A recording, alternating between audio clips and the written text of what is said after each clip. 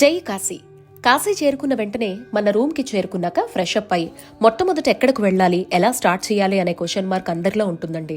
కాశీ చేరుకున్న వెంటనే మొదట తలస్నానం చేసుకుని ఉతికిన బట్టలు ధరించి మళ్ళీ చేత్తో ఇంకొక డ్రెస్ బ్యాగ్లో పెట్టుకుని సంధ్యావందనం, పిండ ప్రదానాలు, జపం ఇలా చెయ్యదలిచే వాళ్ళు మొదటగా గంగా స్నానానికి బయలుదేరి వెళ్ళాలి.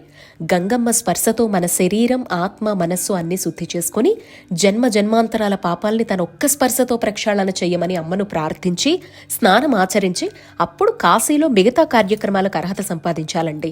స్నానం కోసం ఒక ప్లానింగ్ చాలా ఇంపార్టెంట్.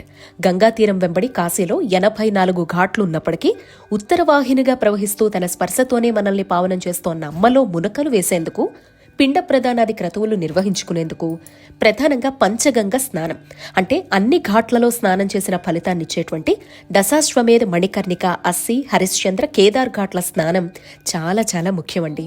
మరి అలా